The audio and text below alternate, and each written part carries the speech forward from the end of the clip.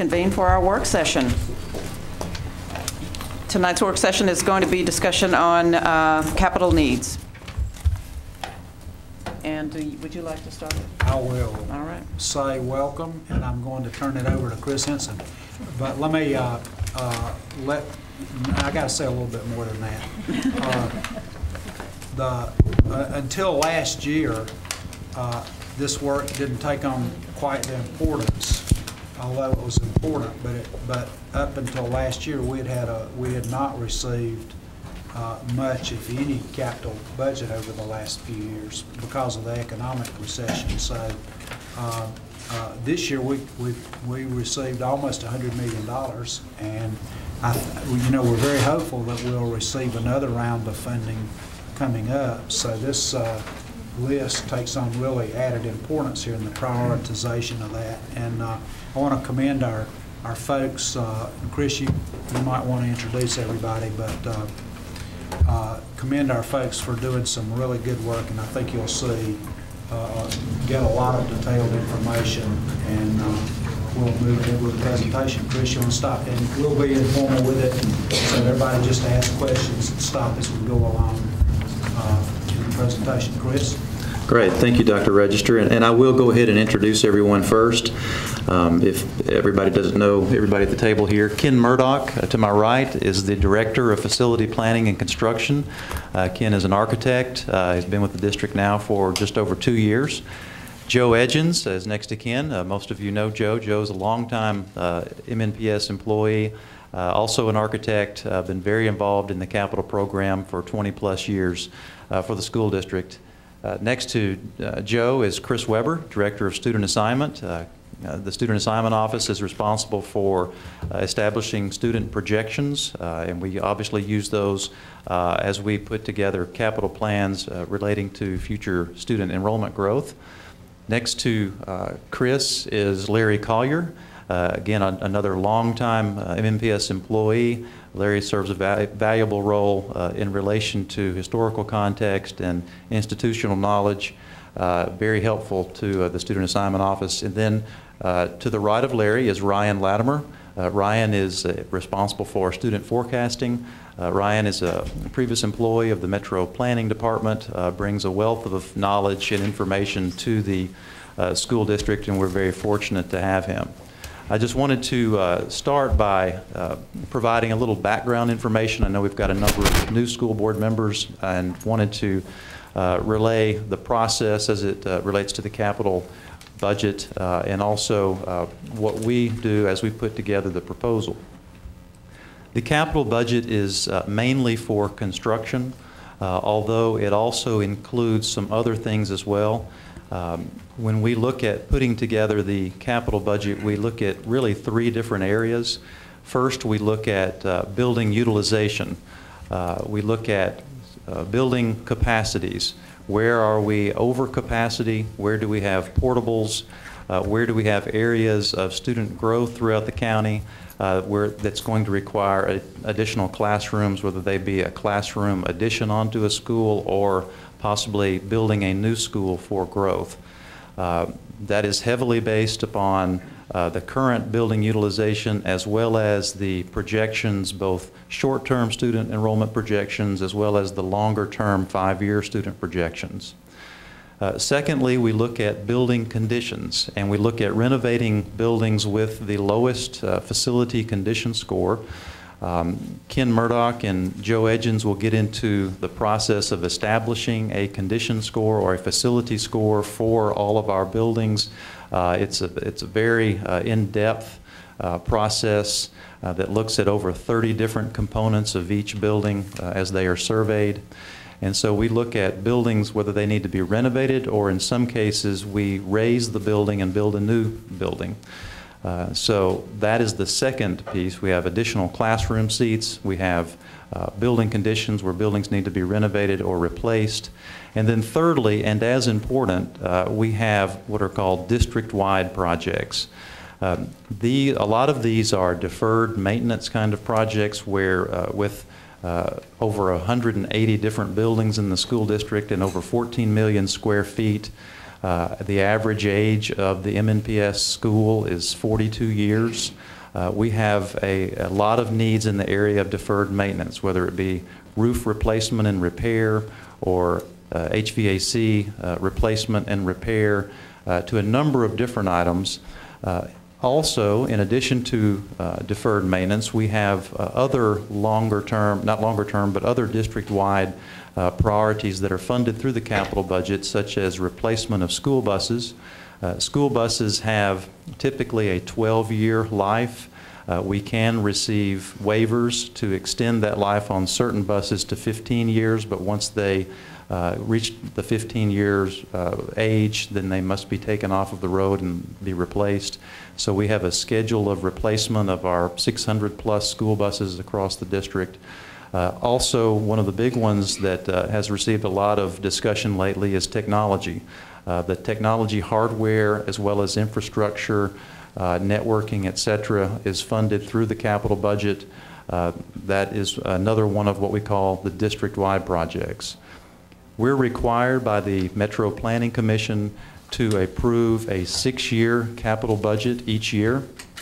This is a needs list that is categorized by year, and it's something that the Metro Planning Commission requires by January 31st. This is not a capital budget until there's actually been funding approved for certain projects. And that process is where the mayor will recommend a capital funding plan to the Metro Council, which will include the capital budget for the school district, and then the Metro Council ultimately will approve the capital budget for all of Metro government. Sometimes that process runs in parallel to the operating budget. Sometimes that process takes on a different time frame. This past year, it ran exactly parallel to the operating budget. The Metro Council approved the operating budget as well as the capital budget on June 19th of this past year. We've had years where the capital budget wasn't approved until sometime in the fall.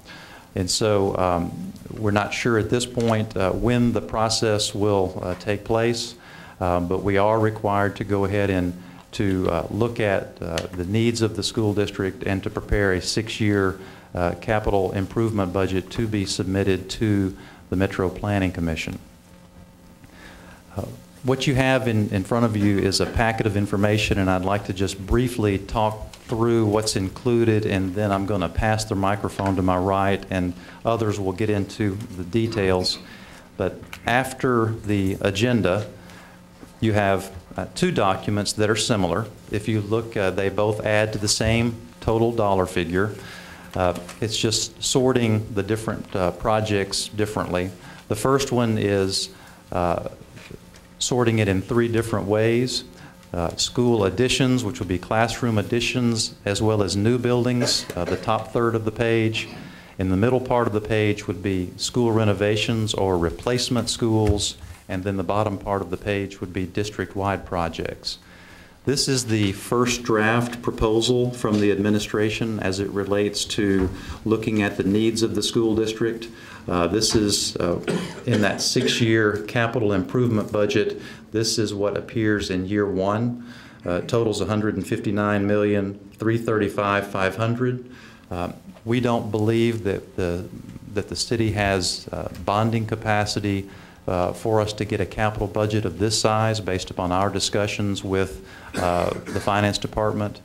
But we want to go ahead and show the needs of the district as they exist, and knowing that once the funding level is recommended and ultimately approved, then it will be the board's responsibility based upon recommendations from the administration through the Capital Needs Committee to prioritize this list.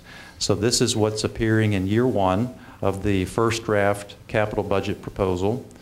And again, it's just sorted 2 different ways. If you go past those 2 documents, you have 2 maps. I'll hold it up so you can see the first one.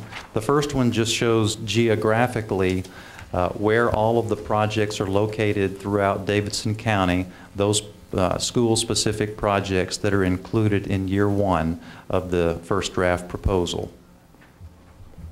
The second map overlays the projects that have previously been funded since 2005, from 2005 to 2012, so you can get a general idea of the projects that have previously been funded in relation to what's being requested in the first draft of the 2013-14 capital budget request. And if you go past the two maps, you have 2 pages that are stapled together. And this just shows, again, all of the projects that have been funded since 2005, just to give you a general idea of the amount of the different capital budgets that have been approved. You will see in 2008 that there was no capital budget approved, as well as in 2011 there was no capital budget approved. So we don't necessarily receive capital funding each and every year. We hope to, and we would hope that we will for 2013-14 as well. But you can see all of the different school-based projects that were funded in the different years and how much the capital budget was for metro schools in all of those different years. The next document looks like this. And this is a document put together by the Student Assignment Office, which provides a weighted score based upon needs of schools in looking at both the facility score as well as the building utilization or overcrowding. And you'll see at the top of that page the items that have been recommended in year 1 of the 2013-14 capital request. Chris Weber and his staff will be discussing this in more detail.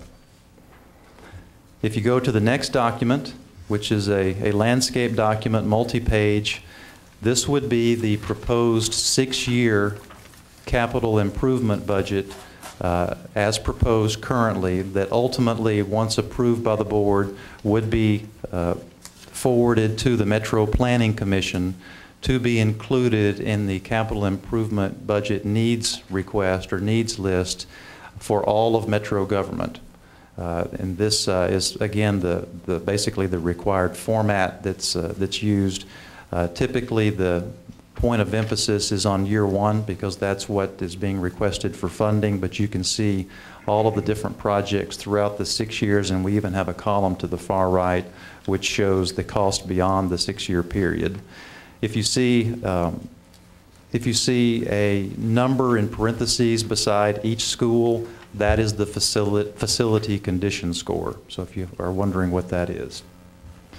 If you go to the next document, it's similar, but it just sorts the projects by year. And so you can see, again, in parentheses, having the facility condition score, you can see in each of the 6 years which projects are being recommended at this point in time. The next document is the big 11 by 17 document that just has a whole lot of information in it.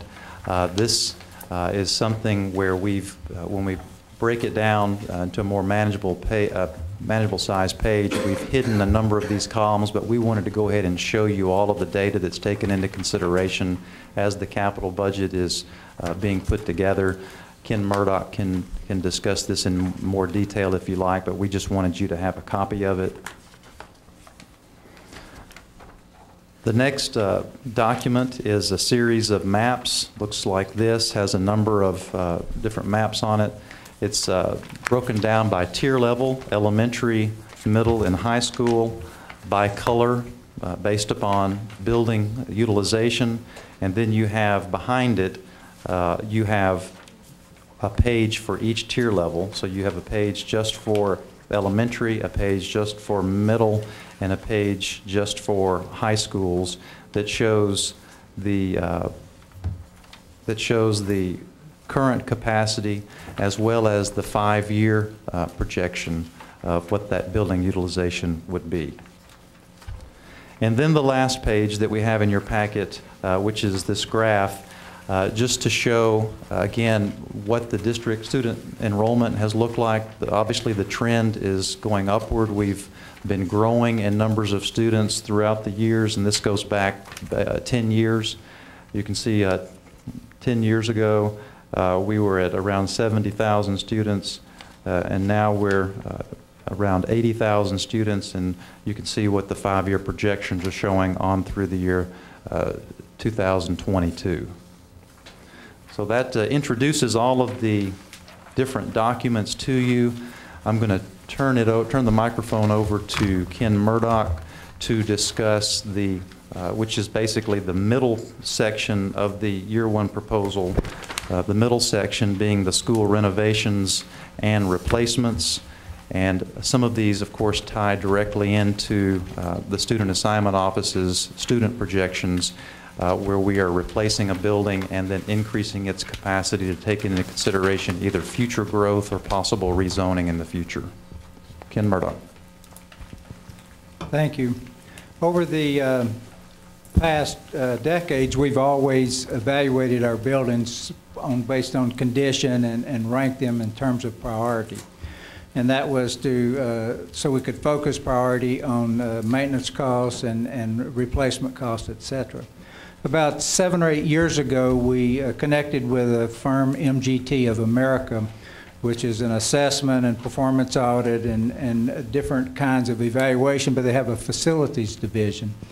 And they had a very sophisticated program and a process where we could go into our buildings in a more complete way and evaluate them on a weighted measure that would also begin to give cost to it. So we use that for 3 times now. We do that process about every 3 years. Sometimes it slips into 4 years. But we go into each building and we actually evaluate with my staff the various components of the building. There's about 70 components, and they're the things you might expect: the air conditioning, the plumbing, the lighting, but also the fire protection, the finishes, the IT system. And we go through and look at every component and rate it on a 5-point scale.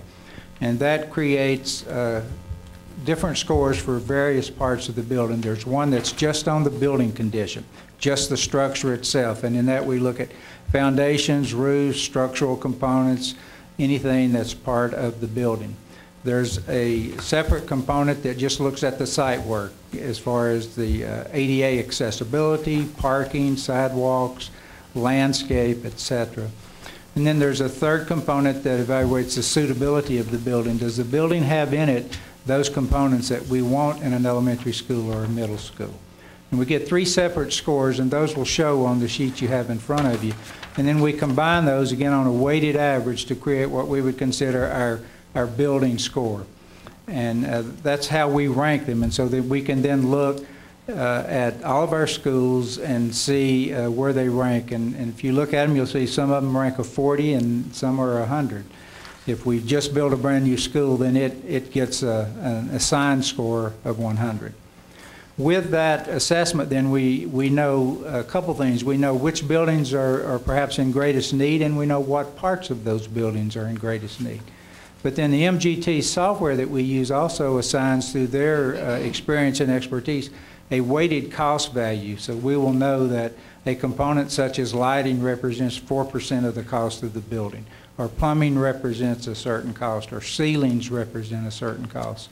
So when we generate that weighted score, we not only have its priority, but we have a pretty good idea of what it would cost to make those repairs. And we take that number and add to it certain special factors. We'll add to that basic number to create the budget things like portables that might need to be used during the project, abatement of asbestos, special IT needs that might not be captured in the survey, any number of components, and we get the value that way. And then we again step back and look at all of our needs in the parts where we're having the growth, and we begin to assign priority again just based on condition of the building. And the ones that are shown here in the middle of this page are the ones that have the greatest need. And we can go down and go through the list, but these are the ones that are shown in year one in the colored spreadsheets that you have. These projects are the year one projects for renovation.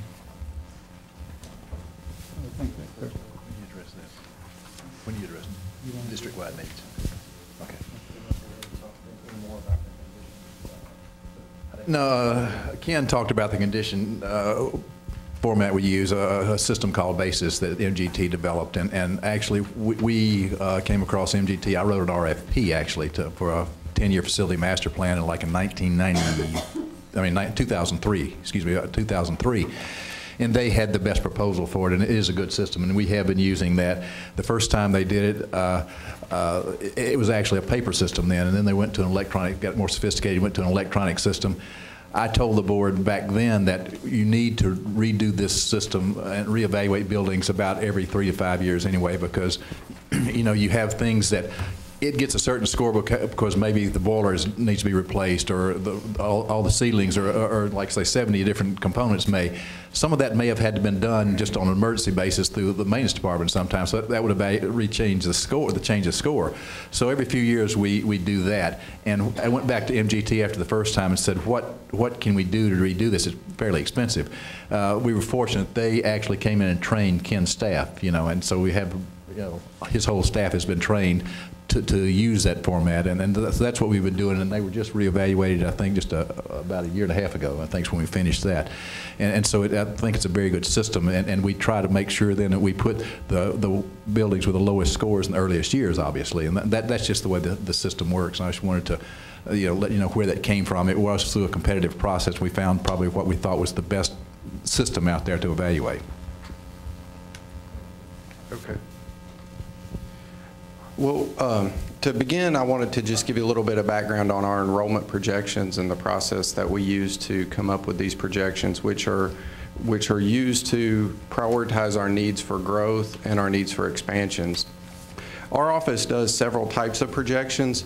Each year we do a very focused and detailed projection which ties to staffing allocations. So this is like an annual projection for how many kids will open the next year.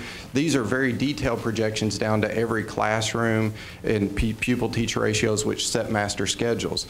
To give you an idea of the accuracy of that, last year we were 94 students off of the projected enrollments, which was great. That was about 0.1% off of the district total enrollment.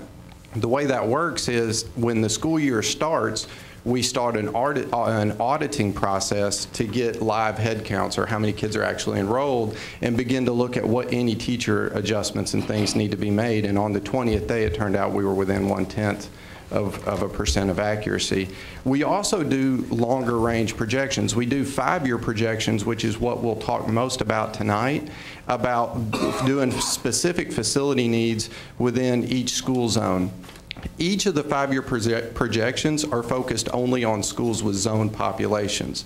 So these 5-year projections take into account things such as residential growth. So we study the number of single-family dwellings and the historical growth trends over the last 5 years. It takes into account zoning and how much land is available to be built. Factors such as how much land is already zoned residential, and if those residential zonings were to be developed, how many students might those lots produce. It also takes into account historical student data, which is often the most relevant piece. How many students are actually enrolled in the public schools at the zone school, and then trend line that data out 5 years. That projection process is called a cohort survival method. And so that cohort method is measuring the trends from how students progress through the grade levels. We also do a longer range 10-year projection, which you saw listed in the back on that chart. So over the last 10 years, our district has grown by 11,000 students. And with this same district projected trend, we expect to grow by roughly 12,000 over the next 10 years. So the capital allocation for building expansions and growth is very important and needed. I can explain a little bit of details on this spreadsheet if you would like. This spreadsheet is a rank order priority of our needs due to the enrollment growth. And so this spreadsheet, first off, the schools are on the left, and you see the facility condition score. These are the scores that Ken was just referencing. Each of the tier levels, and then you see the project type. So any school with a red highlight are the schools that are currently in the current budget draft of the capital for year 1.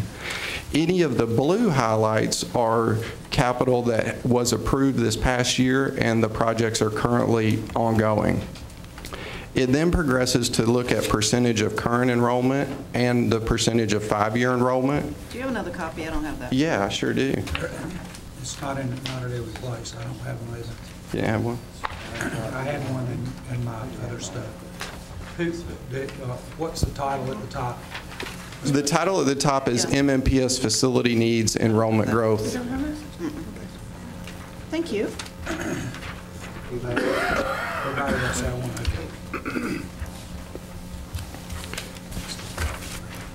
So the red are the current recommended projects, and the blues are the projects that were most recently funded through capital allocation. You see the current enrollment, and then you see the 5-year projected enrollment trends. And the program capacity is how these schools are currently utilized and the capacity that they can hold now.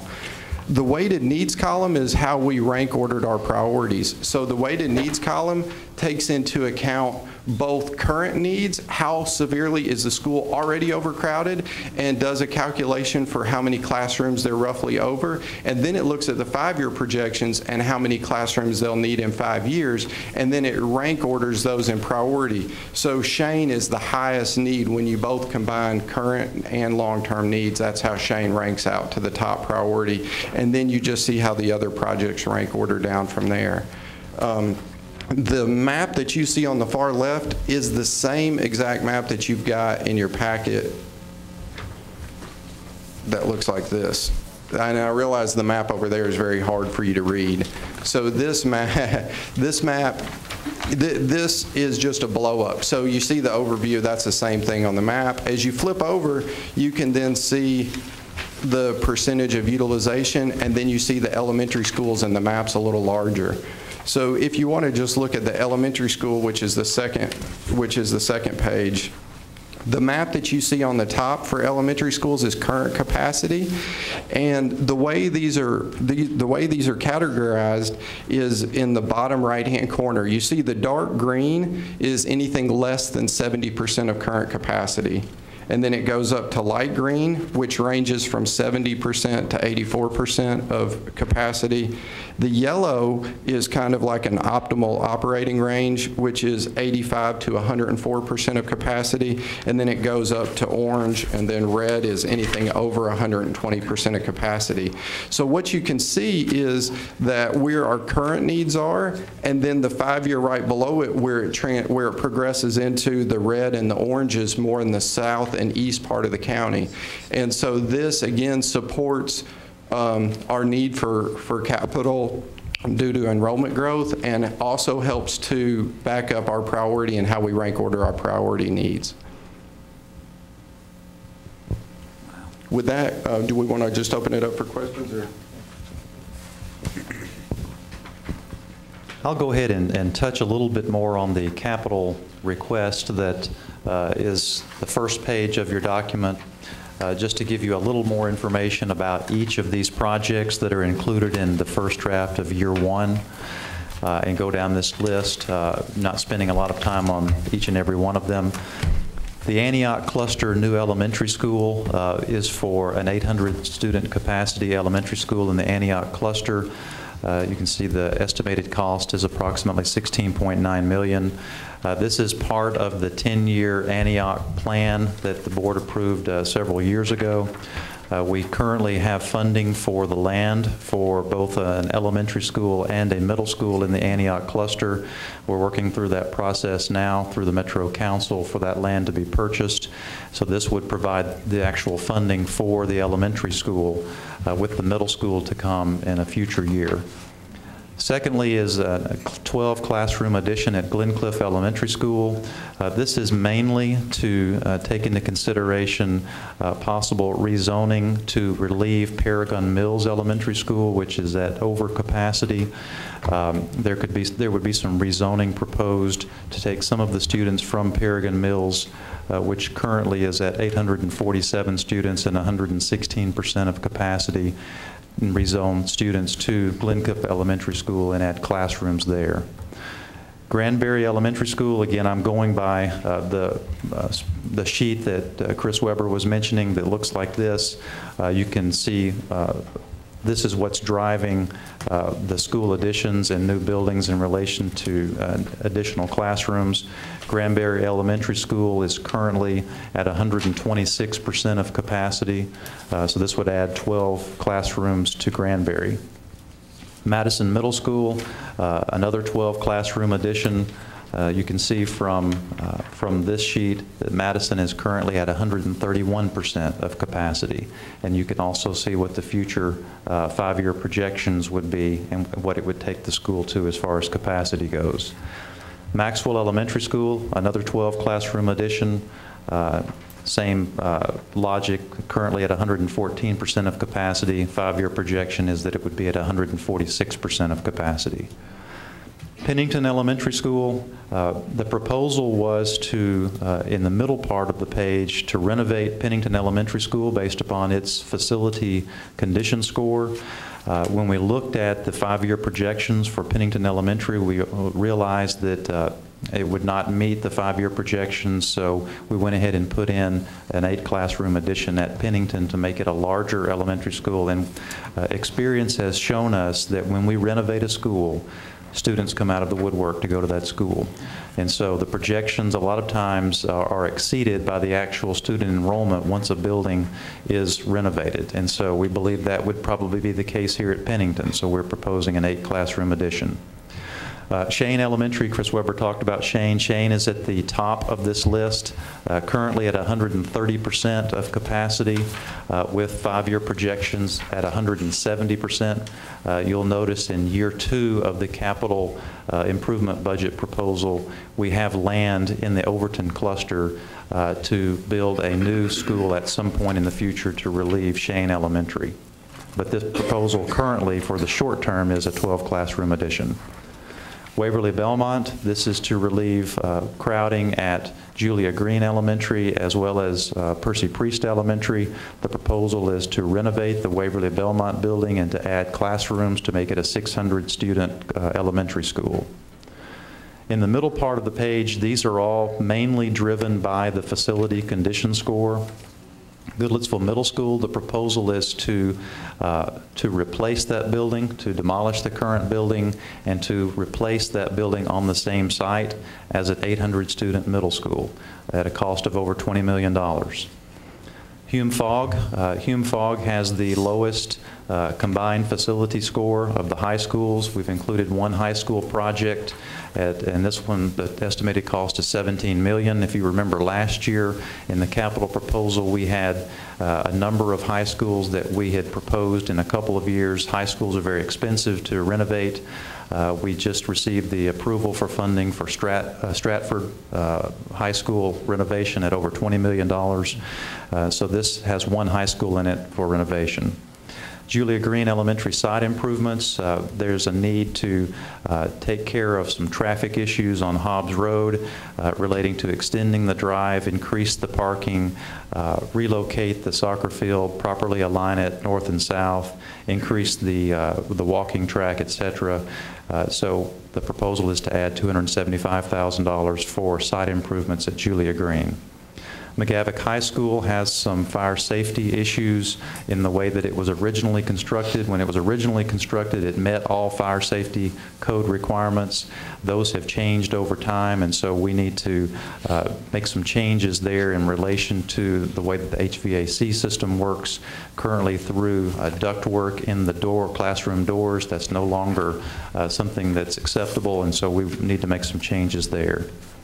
Merle School. Merle is an exceptional needs school, has a low student population, but the facility has a low facility condition score, and so we're proposing renovating Merle. I mentioned Pennington, renovating Pennington based upon its condition score, as well as Rosebank Elementary School. And again, these are all driven by the lower the facility condition score, the higher the priority for renovation. The last one, Tusculum. Tusculum, the proposal is to demolish the current building and replace it with a new 800-student school on the same site, not in the same location, but on the same property.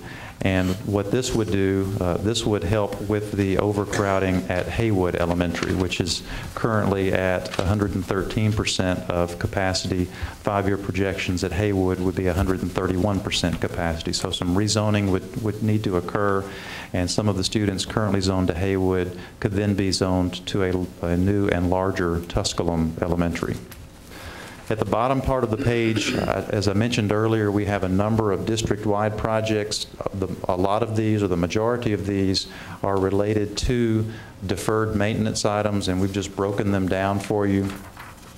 We do have an agreement with the U.S. Department of Justice as it relates to ADA compliance and accommodations, and so we have a plan in place to continue to make to have projects at schools that aren't currently ADA compliant, to bring those up to current compliance.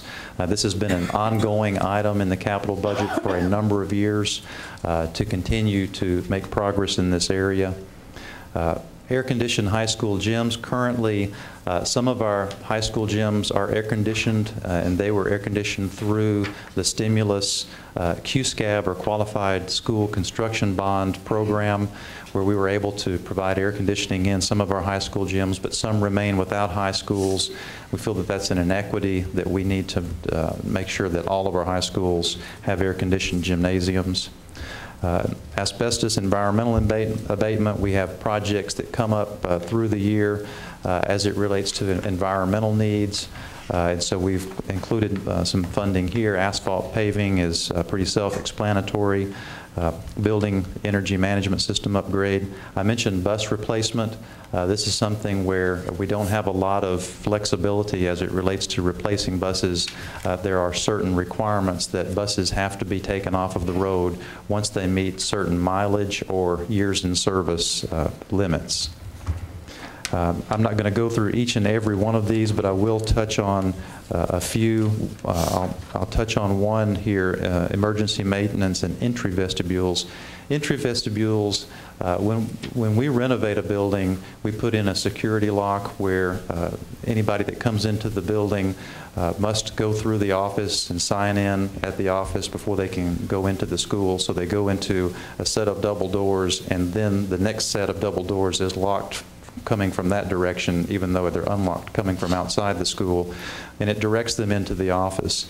We also have a number of projects where we're not renovating a school building, but for security purposes, we are putting in these entrance or these entry vestibules for security purposes, and so we want to be able to continue to do that for the school buildings that don't have that double security lock. Music Makes Us. Music Makes Us is a program that is a partnership between the Mayor's Office and Metro Schools. They have done, and Joe Edgens can speak more articulately to this than I can, but they have gone through and hired a consulting firm to look at all of our middle schools and high schools as it relates to the music programs and what capital needs might exist relating specifically to music programs. We put a placeholder of $2 million in the capital budget, not knowing what the final results will be, but this is just a placeholder for facility improvements as they relate to music programs. Technology, I mentioned, and you saw at your last board meeting the report from the IT Data Transformational Leadership Group, TLG. You also heard in the discussion relating to Common Core standards the requirement for online assessments beginning in 2014. This is part of the way to get where we want to be. The original request was $22.5 million for technology. You can see in some prior years, and I think that was shared with you at the last board meeting, what the technology capital budget has been over the last several years. We're proposing $15 million in this first draft request for 2013-14. So just to give you a little more information about all of these particular items that are being presented to you this evening as the first draft proposal for year one. And does anyone else have anything? I have some questions about this. Sure. Does anybody else have anything they want to say before we just open it up for questions? Okay. Okay. Under the school renovations and replacements, I know we've got Goodlettsville Middle and Tusculum Elementary on here as listed for replacement. Where are these students going to be relocated, and what's the cost for that relocation expense while these schools are being replaced?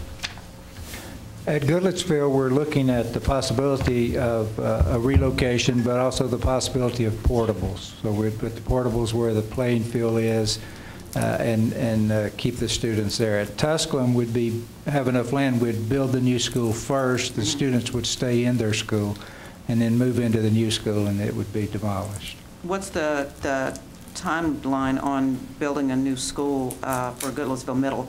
I'm just thinking portables would be kind of for, I mean, if we're looking at a year and a half, how long are we looking at that these kids would have to be in portables?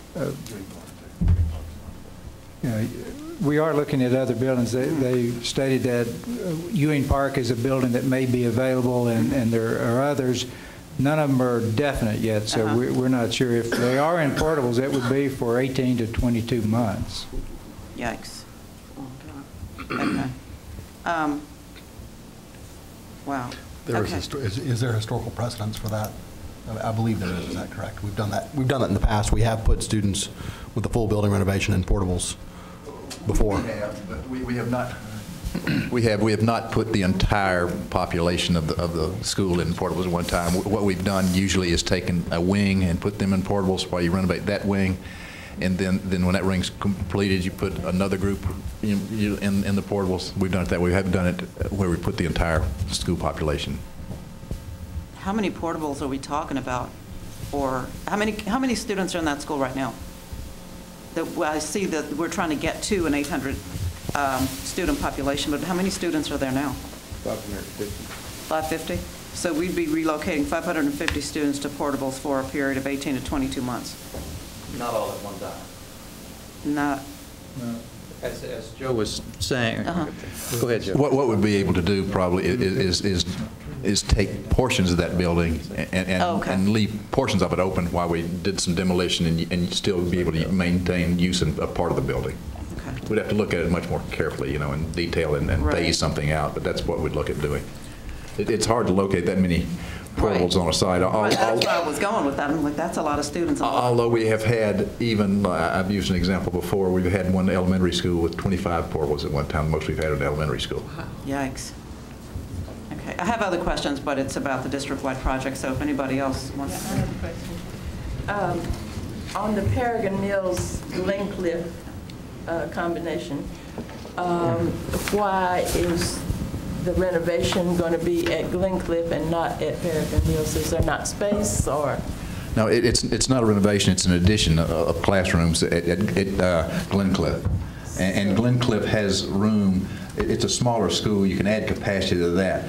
Paragon Mills already has a capacity of like 800 or something like that. You don't want to, there's a limit you would like to have elementary schools, an upper limit, if you will. And as that continues to grow, if we could rezone some of those kids to Glencliff, which is already a smaller school, and make it more of a mid-sized school, something like that. And those attendance zones are pretty small too, and of course you know where the schools are located. It would not be a radical change to be able to shift those lines and keep the sizes more balanced. And the other question is the property at Tusculum. Is that the baseball field? Yes, what we'd have to do is work something with Parks and everyone else because, I tell everyone that building needs replacing because I went to Tusculum School. But there's a lot of property in the backside where all the athletic fields are. We would have to make some accommodations for those athletic fields. That would probably be one of our more challenging things right now. Oh yeah, and we would, one portion of that building we would keep is a PE room because that's the only really new portion of that school. I have a few questions as well. Okay, before you say anything, just as a reminder to everybody, speak into your mics because these guys really like it when they can get the playback. So, On the renovation at Pennington Elementary, and when is that scheduled to happen? Yeah, we would have to have the funding first. What would happen is these projects are proposed for the first year. If the funding was received, it would be, like I say, next summer. The first thing you do then is go into a design process, and we include a planning team, which are individuals from the school and supporters of the school are on the planning team with people from Ken's office, and we hire an architect also to be the lead for that. That's the designer. That process would take until the following spring to have the design. Then you start the construction. Construction usually is in a year time frame. If you're building something like Ken said, it's a middle school, it could be 18 to 22 months. A typical elementary school will take 12, 15 months, something like that. So the larger the facility, the longer it takes. Okay. I have a couple other questions as well. Chris, I think you spoke to the bus replacement. On an average, how many buses a year do we replace? I'm not sure that I know that on average. It's sort of staggered because they're not. You don't purchase the same number each year over the 15-year lifespan of a bus, I guess. Do you have an idea of average? I just signed those contracts this morning, but I don't remember the numbers. This year, we're purchasing. Fred, could you come up so you can get a mic? This year, we're purchasing more buses because we didn't purchase any last year because there was no funding. Okay. And it's somewhere in the area of 70 that we're purchasing this year. And that life of the buses, we generally buy the transit type buses, which are good for 15 years, but there's no extension of that. When they reach the end of that lifespan, that's it. We basically have to sell them for people to turn into RVs and stuff. Okay, and one last question also. On the emergency maintenance and entry vestibules, do you have an estimate as to how many schools don't have that particular type of entry? It's in the mid-20s, but I don't have the exact number. How much does it cost for each installation? It varies on buildings, but over the time we've been doing them, they've averaged between $30,000 and $50,000. Thank you. I will just follow up on the bus question. Special education buses only have a 12-year life. They can't be extended to 15. It's only the regular buses that can be extended up to 15 years. And you will see on your next board agenda for January 8th, you will see the bids for the buses that are going to be purchased from last year's capital that was approved. Okay, thank you. Just a kind of want to put some of this stuff in perspective. So the main sheet that lists, which is called First Draft, has about 36 projects on it, right? Totaling about $159 million. There really are 4 projects on that list that are really driving these numbers, it looks to me, and I just want to make sure I'm reading it all correctly. You've got 2 replacement schools, one at Goodlettsville Middle, one at Tusculum Elementary, and then you've got 2 new schools, essentially. One is the Antioch Cluster New Elementary School, and the second one is this, it's not a new construction, but it would be essentially a new school, reopening the historic Waverly Belmont school. And I just want to make sure I'm understanding the rationale for both sets of projects, because those 4 projects add up to about 39% of the total that we're proposing, right? So these replacement schools in Goodlettsville and Tusculum, I mean, they just got to go, right? They're that old, and it's time, and that needs to happen, correct? That's correct. The buildings are just desperately in need of being replaced, and they're in growth areas. At least that gets factored in as well. Okay. How old are those buildings? Just to, again, to get some perspective here. How old are you? Nice. Don't take that. Don't take that. Yeah. Okay. I don't know. Okay. The Goodlettsville Middle is the old Goodlettsville High School building, and I'm not sure I could venture a guess, but I would think that it's somewhere in the neighborhood of 50, 60 years old. Okay. So point being, sometimes buildings get to the end of useful life and they just have to be replaced, correct? I'd say they're in probably, most of the construction is in the 40s, 50s. Okay. And some 60s. I think the newest thing at Tusculum, other than the PE room that we would preserve, was probably in the latter, there's one wing that's the latter 80s. And that's by far the newest thing there. Okay. Most of it was like, say, 50s, maybe now, earlier. to the questions about the new schools that are proposed, one is a new new elementary school for the Antioch cluster, and I'm looking now at the colored maps that show the 5-year projections.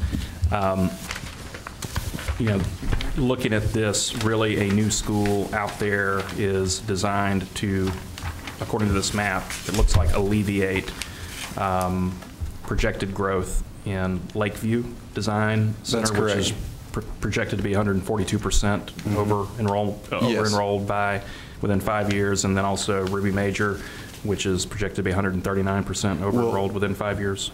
Not necessarily. It's Thomas Edison. Okay. If you this color, the rank order priority, it lists the projects, and it also lists the indirect benefits. So like when you see Lakeview, you see new on the, and I'm referring to this color chart right here. Mm-hmm. So on this chart, you list, well, those maps are going. It shows where Lakeview is going to be benefited by the new Antioch Elementary as well as Edison, and also we will probably need to work in some to additionally continue to help with UNA. Now the new Antioch Elementary School is part of a 10-year plan. We're about year 3 of that plan now, and so we've done several years of rezoning to try to improve that. And so one of the first big benefits was opening Cane Ridge Elementary School, which just opened this year. That reduced overcrowding in roughly 4 or 5 elementary schools in that area by just shifting zones.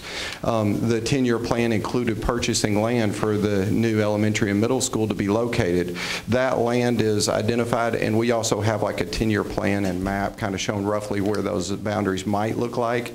And in that purchase of that land is currently in the funded projects now, and that's where we're working to get that purchase approved. And so then this school will be located on that, and then further down in the capital plan is where a new middle school would also be co-located.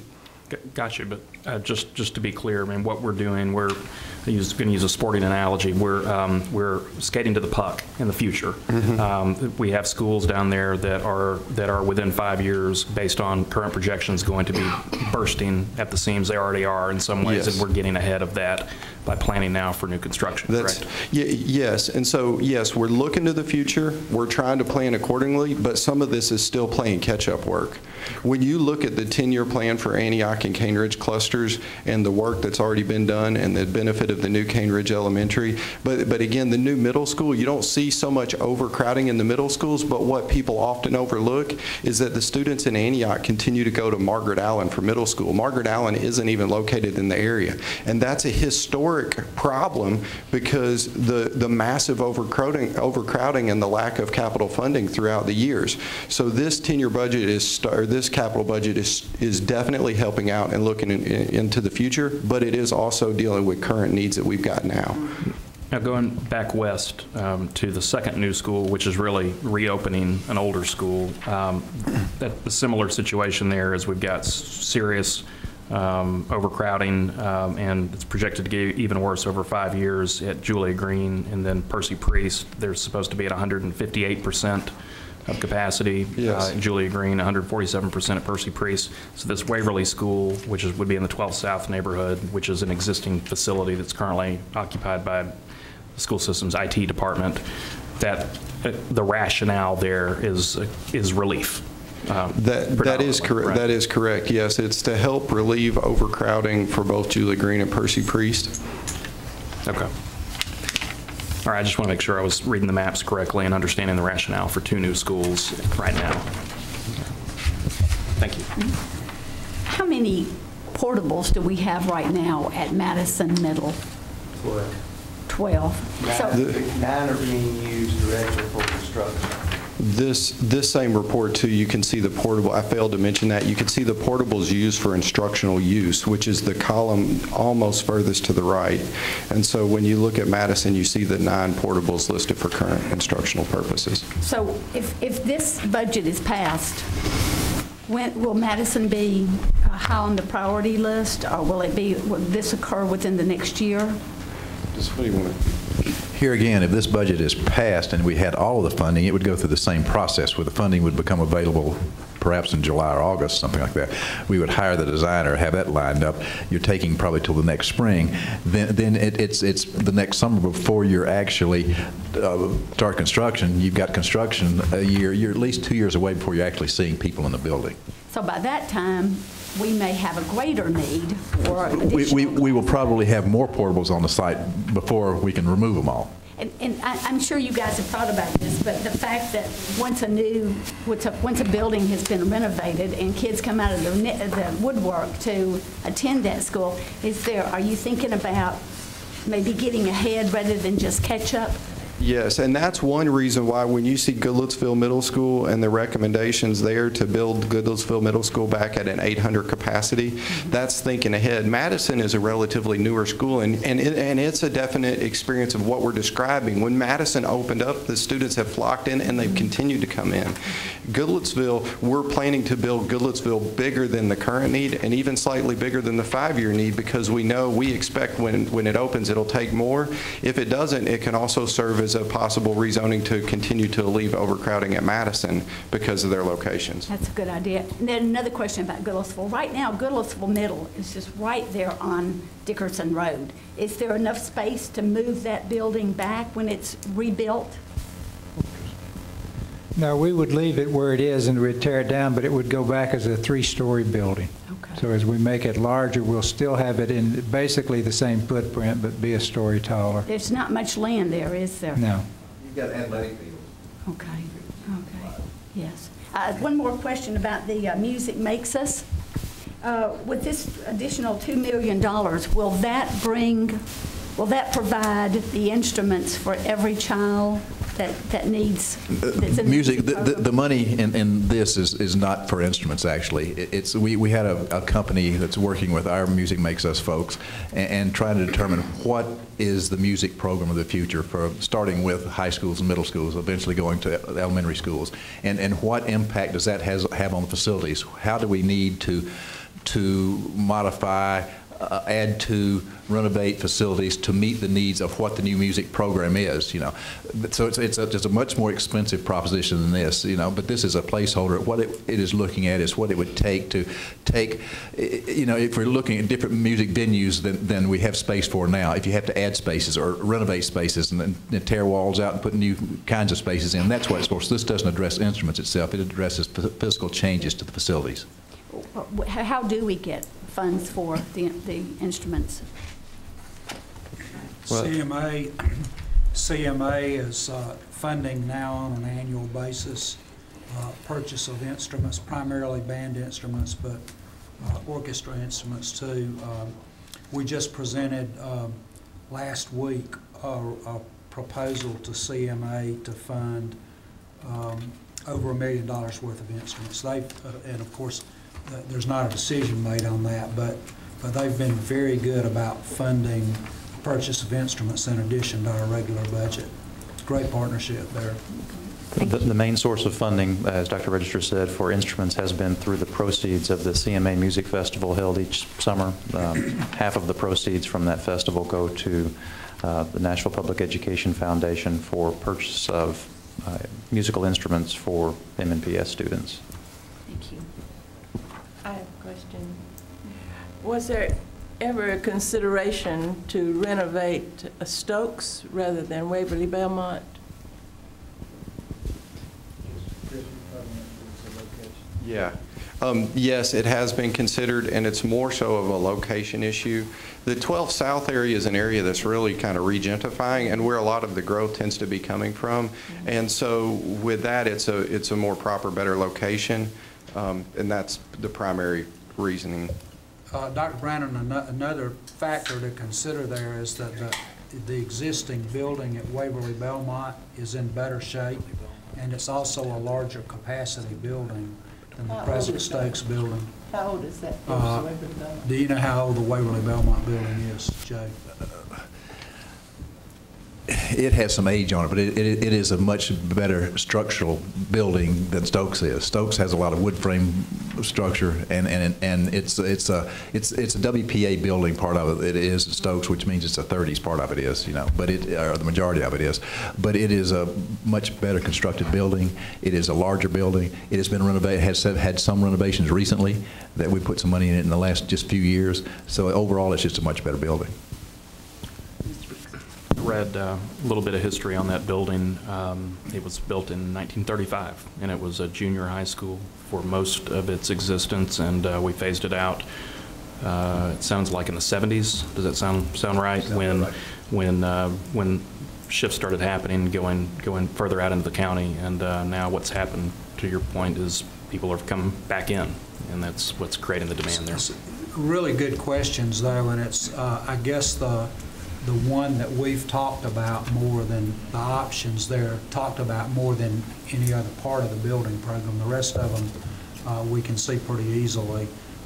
But so everyone, and these two gentlemen, because their districts, I think your district line is the street in front of the building. But there's not, being able to add capacity in that whole area is really problematic. There's just not land available to do things. So we need to first look at the existing facilities and to think about how we can rezone, how we can zone, how we can attract kids into that building. And we've really come to the decision that's. Let me personalize this. I've come to the decision that that's really the best fix that will have some permanency to it.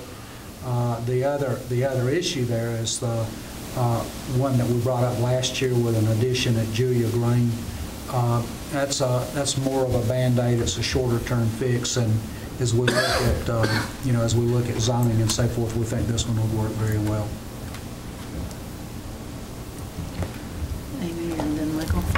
I just want to ask about the proposed renovation of Hillwood in year 2. It looks like it's pretty extensive, and I don't know if you know specifically at this point what that would entail, but just more details about that. In most of our high school renovations, in Hillwood is the same. The biggest part of it will be systems, the air conditioning systems, plumbing, electrical, lighting, IT. But at Hillwood also, there's a great need for just the exterior of the building. The brick is old, and we're getting a lot of the mortar coming out, so we need to repoint that up. All the windows need to be replaced, and that's the majority of it, I think, is just those components. Has a new roof on it, so it'd be primarily those factors. It's pretty important when you spend that much money on a building, though, to make it look nice, too.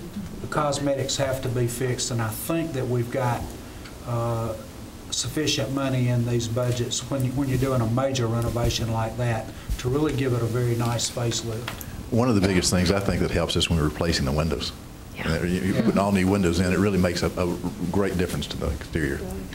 And that's one thing. If you look at the basis program we use and you evaluate the replacement of windows, they won't pay for themselves, necessarily, but we have added that. Even if said the windows weren't in good shape, we have added additional money to make sure the windows are replaced. That's one thing. We have tweaked the formula, if you will, to do that. We need to tackle, thinking a little bit longer range, more strategically. We've got several high schools that are in need of renovation, and we need to tackle that. I think because of the size of the projects and limited funding, we've deferred a lot of those. So we have a backlog now. Hume-Fogg, Hillwood, Hillsborough High School, and then pretty soon after that, you get into the others, Overton and Glencliff and those. And if we don't get those, if we aren't on a regular cycle there, then we're really going to be behind the 8 ball on the high schools.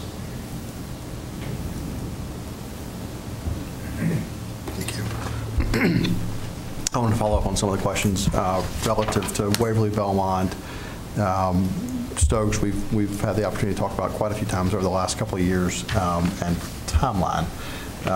If if we have a best case scenario and actually are approved for funding in July of 13, and we go through approximately a 2-year building cycle, and I haven't been through Waverly Belmont. I don't have a sense of existing program capacity and how big an addition would need to be, and if that could be accelerated to 12 months versus 24, but assuming it's 24 from July and we open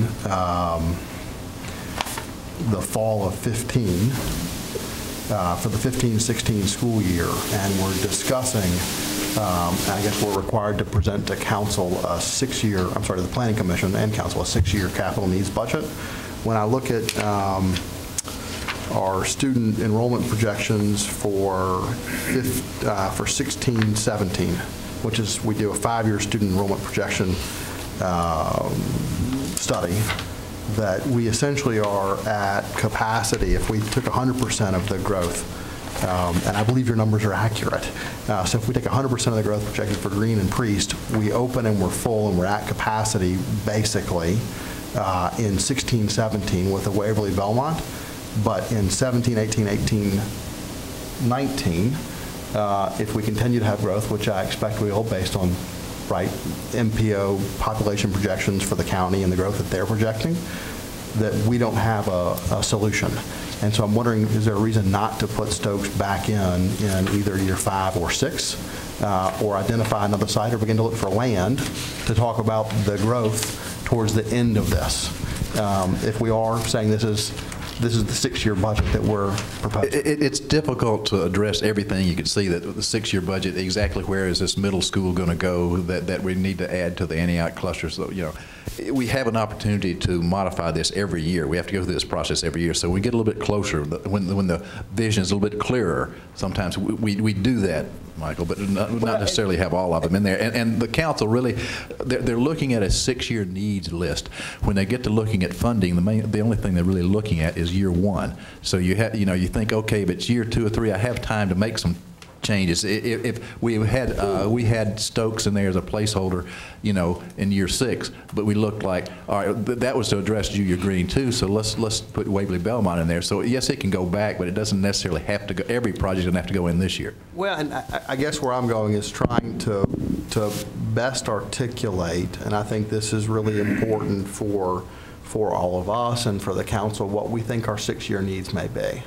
And I think, at least in the next 6 years, based on the data that you've provided to me, that we'll need either 2 additions or we'll need another elementary school.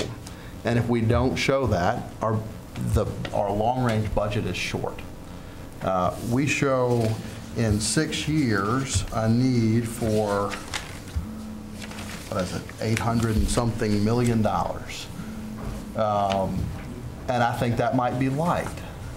And I'm wondering, do you agree or do you disagree? Wherever it is, I think it's important for us to raise awareness about what the real need is, how we are underfunded, or the types of funding that we may need. I think it's our responsibility to talk about that. So if we talk about, we really need $160 million in year 1, I don't think there's a shot we'll get it. But I think it's critical that we continue to raise awareness about the long-term need. And if I've got a student population projection that shows growth, I've got population data at the county level from the MPO and the 10 and 20-year plan that shows growth, if we think we're going to need something in the cluster, why don't we show it? I hear your point. We can discuss that and look at it. How we show it. Do we show it as looking at Stokes as a site that's about a 5-acre site, or is it let's look at another site somewhere? We know there's property sufficient to do an addition on Priest, for example. But what about it could be additions at Green and Priest. But I'm just trying to think, how do we continue to raise awareness and talk about what our real needs are? I hear what you're saying. And really say, you know what, over 7 or 8 years, it's probably $1.2 billion. It's a lot of money. And we really need to be advocates for not 60 million, not 40 million. Years when we get 0 is unacceptable. We need to talk about the real need. We really need 160 million next year. We're going to get less, But if we sell ourselves short and we don't talk about what we really think the need is, I don't think that we're doing our constituents justice. So I would encourage you, as you bring this to us for approval, to look at student growth, be it Antioch cluster, which has hyper growth, look at the MPO growth plans and say, how do we really talk about what that need is and where do we think it is? And I would, if it's 800 million, great. I'd be ecstatic, but I really just, I have this feeling when I look at all the different population numbers that we need more for growth.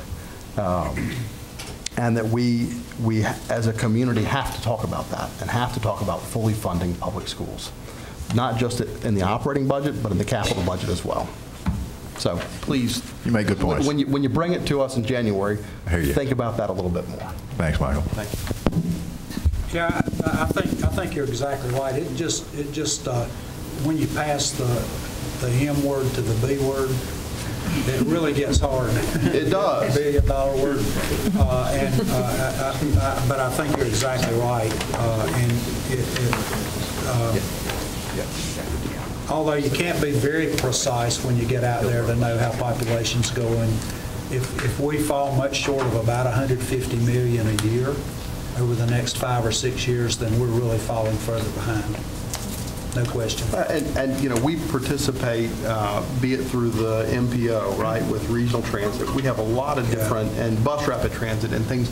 We think as a community about long-range growth. And this 6-year document that's going to planning is to help them and help them plan for our needs.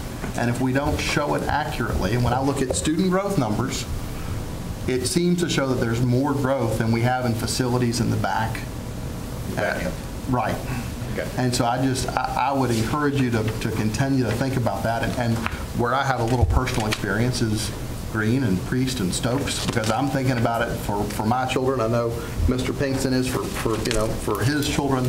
And so maybe it's a little bit more, I'm a little more passionate about it because I live a couple blocks from it and go by there every day. So I can focus on those numbers. I know them. And I have to think that problem exists in Antioch, where we have a 10-year plan, in East Nashville, where we're seeing lots of young families move in, certainly West Nashville, where we're seeing lots of folks and families moving back into the city. And we're talking about growth with bus rapid transit and these other things that take a long-range view, and that's exactly what this document is, I think. Right, council may focus on year 1, but we're tasked with saying here's the 6-year need, and I just want to make sure that we get it right as best we can. Yeah. So I think for the shorter term decision, as we look at year 1, I think it's important for y'all to look at the priorities that we have here that we've identified and see if you think there's something out of line that we could defer, or something else that needs to be put in year 1. This is a pretty good pass for us. There are a couple of projects here that we think we could defer or we have some questions about, but they're not the big ones. They're not the big ones that you talked about, Will, and I think those are right on. But let us know if you think there is a problem with that priority in year 1, so that we can make adjustments that way. So this is really a question. I'm piggybacking on something that Mr. Hayes was talking about, and the question, I guess, goes to Mr. Henson. And this is really more about the metro budgeting process. One of the things, I worked for a number of years in state government. One of the things I learned in state government was it's frankly easier to find one-time money than it was to find recurring money for a host of different reasons. So this gets back to a bigger question about the metro budget process that I don't know the answer to, but hoping maybe you can enlighten us on how,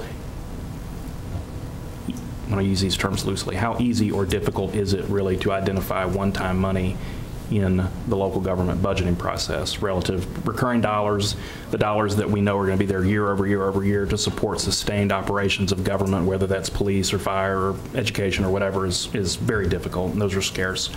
And those are tied up in the economy. But one-time money materializes in different ways at different points in time. So is there, to Michael's point, is there an opportunity for us to raise awareness within general government, within the budget process, with the mayor, with the council, about what our real needs are, and begin to position more for one-time dollars when they become available? Or is that just not a realistic idea?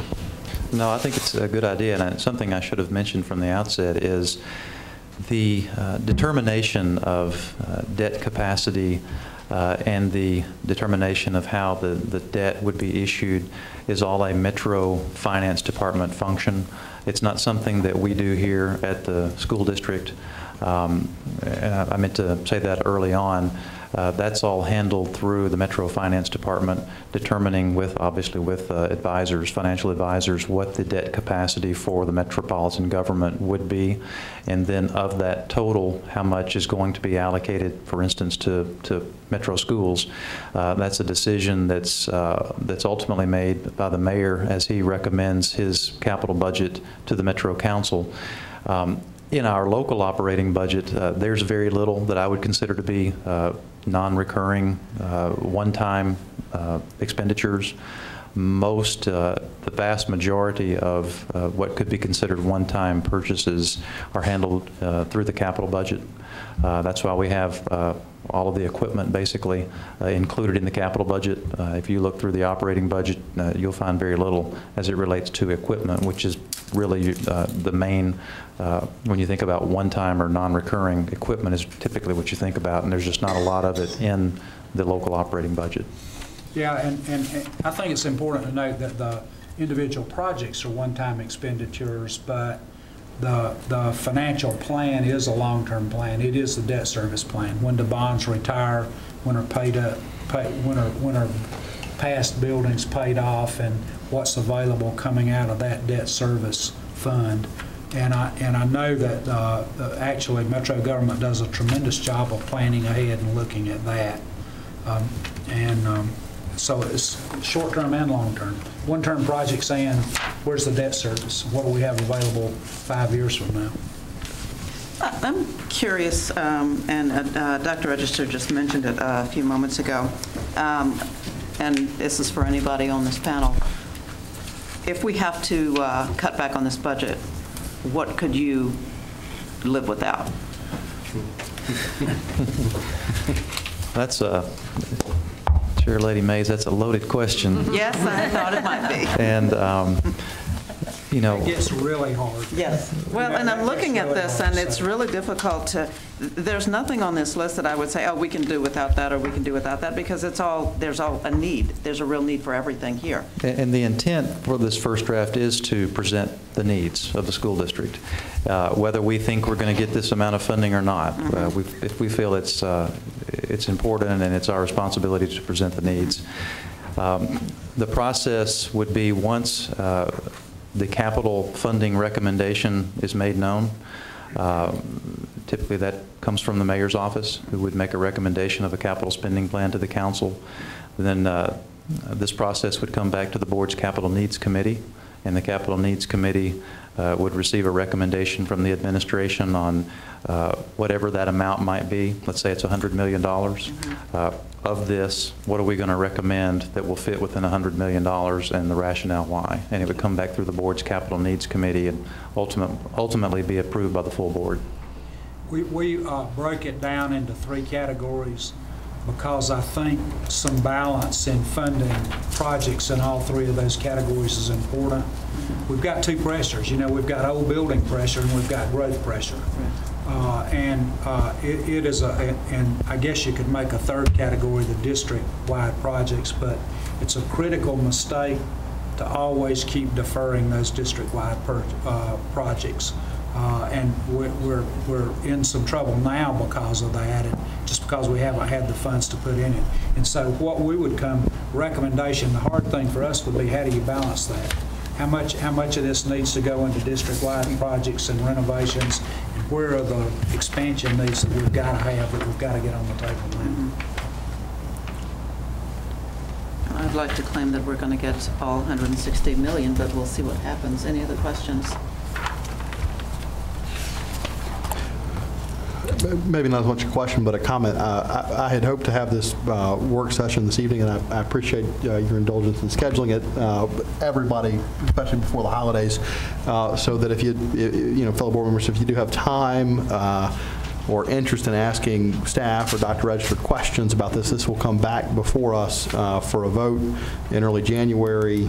If we don't pass it, we are required to pass something by the end of January, so we'll have to have a specially called meeting if we don't find consensus. Could you give us kind of a brief timeline on on your steps? I'm sorry, go ahead. On what? On presenting this budget to this board.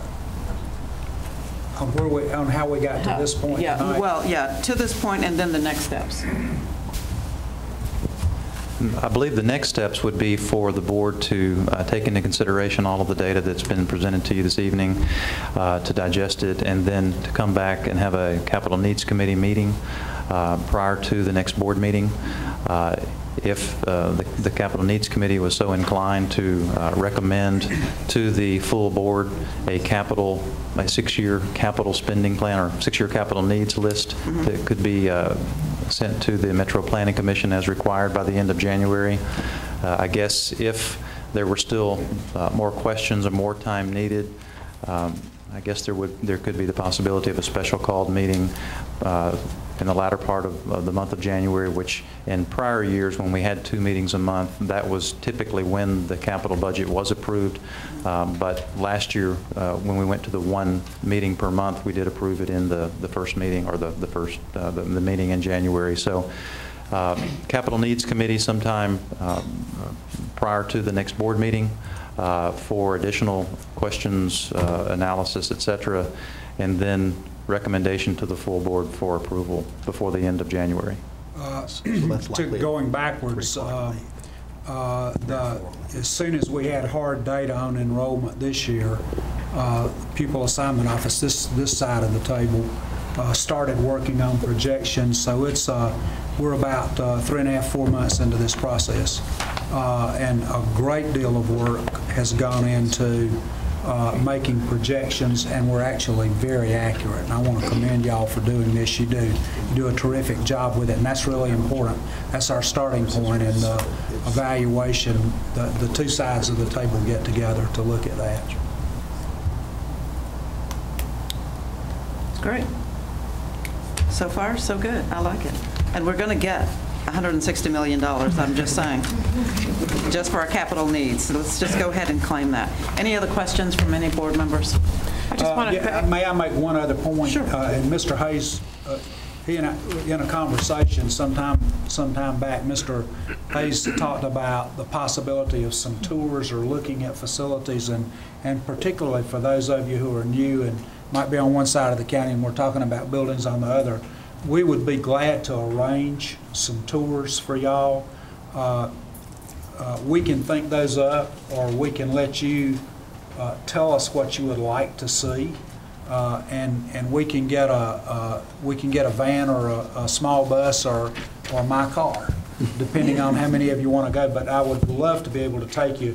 It's really important to be able to look at what you're voting on here and what you're considering, and we'd love to be able to do that. We can do that very quickly. We can do that right after the holidays, if you like, and serve at your pleasure on that. Well, if anyone's interested, shoot either Camille or Visha an email and let them know what you'd like to do. Ms. Shepherd? I just want to thank you all for a lot of information and answering all of our questions and being here tonight. I really appreciate everything that y'all do. And one thing, too, that I think we got a little bit into student assignment, but it is such a major big deal. And it's such a major part of our expectations here, or the ask that we make here. So eventually, one of these days soon, we'll be hitting you up for a presentation on student assignment. But I think it's really important for everybody to understand the big picture about how student assignment works with, or plays directly into the capital budget. So again, thank you all for being here, and we appreciate it. Any questions we have, we'll probably shoot them to Bisha, and she'll shoot them to you guys. Any other questions, comments?